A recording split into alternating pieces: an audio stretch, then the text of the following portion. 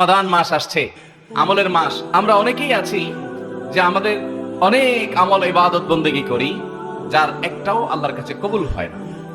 আজ আমরা এরকম 13 শ্রেণীর হতভাগা মানুষের কথা জানবো, যে মানুষগুলো কোন কোন বদামলের কারণে, কোন কোন ত্রুটির কারণে তার কোনো আমলই কবুল হয় না।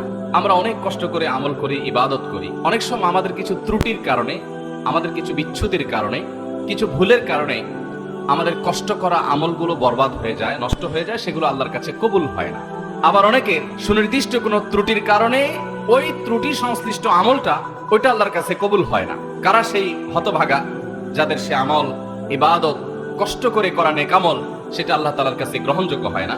এর মধ্যে সর্বপ্রথম যে শ্রেণী মানুষের কথা আমরা বলবো, তারা হলো কুফর এবং শিরকে যারা লিপ্ত। কিসে লিপ্ত? কুফর এবং শিরকে লিপ্ত। আপনি নিজেকে মুসলমান দাবি করছেন, নামে মুসলমান, অথচ আপনার মধ্যে শিরক আছে, কুফর আছে।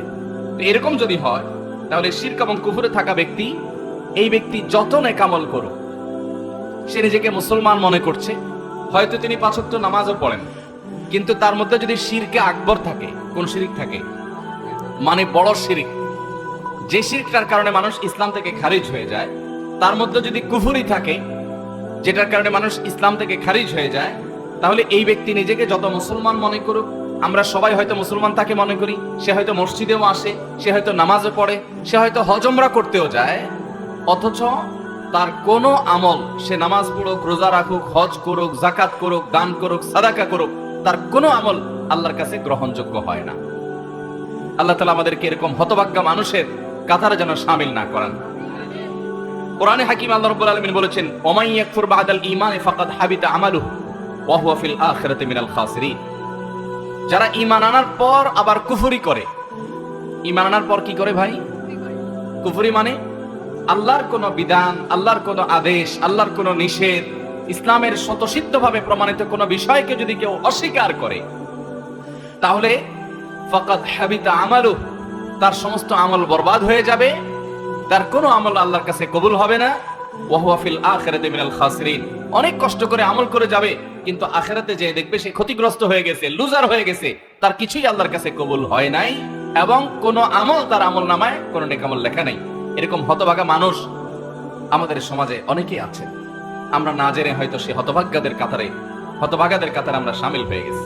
ঠিক একইভাবে যারা শিরকে লিপ্ত হবে, আল্লাহ সুবহানাহু ওয়া তাআলা তাদের সম্পর্কে বলেছেন, লাকাদ উহিয়া ইলাইকা ওয়া ইলাল লাযিনা মিন ক্বাবলিক লাইন আশরাকতা লায়াহবাতান্না আমালুক। হে রাসূল, আপনি এবং আপনার পূর্বে যত নবী রাসূল এসেছেন, তাদের সবার কাছে কমন একটি ফরমান জারি করা হয়েছে যে আপনি যদি শিরকে লিপ্ত হন, আপনি নিজে যদি শিরকে লিপ্ত হন, লায়াহবাতান্না আমালুক, অবশ্যই অবশ্যই আপনার আমল বরবাদ হয়ে যাবে।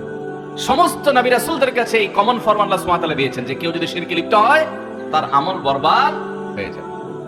ভাইরা আমার, এই দুটি আয়াত প্রমাণ করে ঈমান আনার পর যদি আমরা কুফরি করি, আল্লাহর কোন বিধানের প্রতি যদি অস্বীকৃতি প্রকাশ করি, জ্ঞাপন করি, বিশ্বাস করি, বা আল্লাহর কোন বিধিবিধানকে যদি আমরা অবিশ্বাস করি, অস্বীকার করি, তাহলে সেটা হবে কুফরি। যেমন কাদিয়ানীরা ইসলামের স্বতঃসিদ্ধ বিষয় যে মুহাম্মদ সাল্লাল্লাহু আলাইহি সাল্লাম আল্লাহ তাআলার আখিরি নবী এবং রাসূল, তারপরে আর কোন নবী বা রাসূল আসবে না।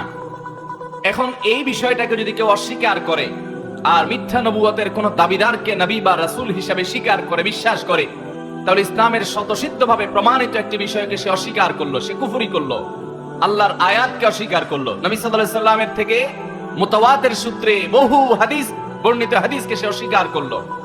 এই অস্বীকৃতির কারণে কুফরি করলো। একসময় হয়তো তার ঈমান ছিল,